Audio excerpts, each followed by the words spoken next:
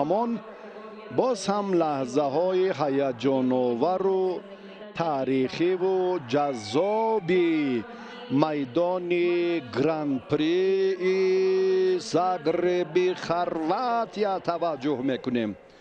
جهانگیر مجیدوف و اکنون مسیدو رافائل،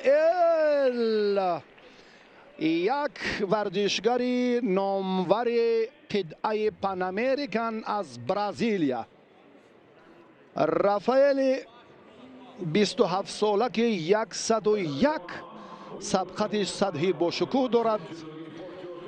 در کارنامه‌اش یا در فعالیت ورزشیش هم نتیجه های شایسته زیادند. یکی از آن نتیجه شایسته این چهره هم قهرمان جهان است برادران. این رو هم به چشم کم نبینید.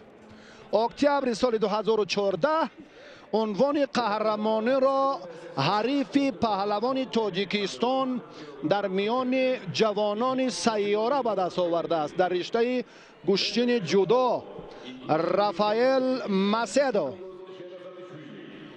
جهانگیر مجیدوف چون در آوان نورسی و جوانی خیلی دستاوردهای شایسته و شایان هم داشت. یک جایزه طلای گراند پری 2 نقره و 3 برنجی دارد. در گراند اسلم 2 مدال برنجی و در قطعه پن امریکن 3 جایزه دوم و 1 مدال برنجی دارد. قهرمان جهان حالا در مقابل قشنگ تاجیکستانی تاب نآورد و ما همان اشاره داور را انتظاریم که چگونه اکنون توجه میکند به هنرنمایی رافائل. یعنی منظور از اشاره ما همان مجازات است.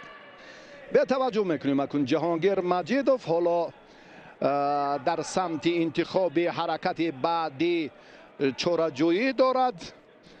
بسیار هم که حلو که داخله را با سرعت و ببینید این یک نوع باز هم تکتیکای دیگری جهانگیر است که حریف را نیمه چپ و راست پیشپا دادن. حرکت البته غیر چشم داشت رو اینجا باید که بر راه ماند. با جهانگیر شیدا دادن و مسیدو رافائل هم که پیشتر چون در زمین خوابیده بود این کار اگر دیگر باره تکرار میافت.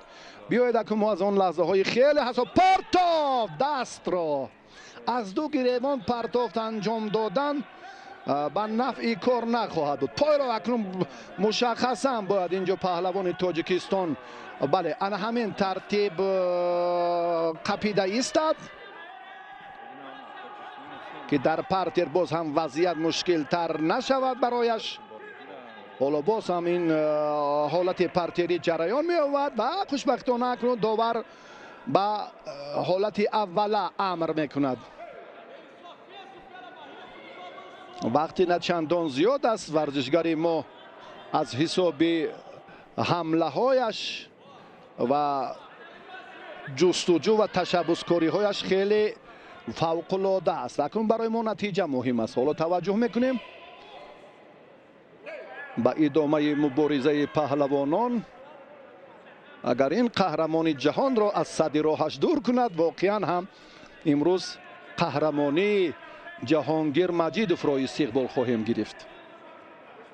دیدیم که در مقابل یک چهره نامور قهرمان جهان مجیدوف چگونه کار جانان را خوب انجام داد. شیدا یک طرفه عمل کردن.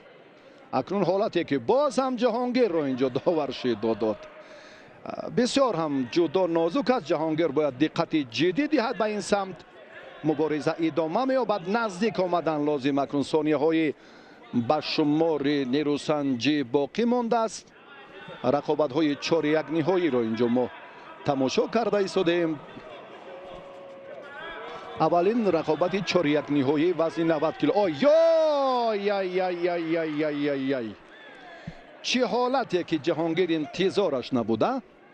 چه لحظه که اکنون به خطاگیر را داد در انا همان شرح و توضیح ریسکدین رجب و فرهاد رحمت الله در برنامه مستقیم ارتباطی که جوانان ما چرا با این کار دست میزنند، چرا این حالت روانی خود رو هم چندان قوی نمیکنند و جایی که پای گذاشتن لازم است نمیگذارند و فاصله که ضرور نیست آن را باز هم صرف نظر میکنند.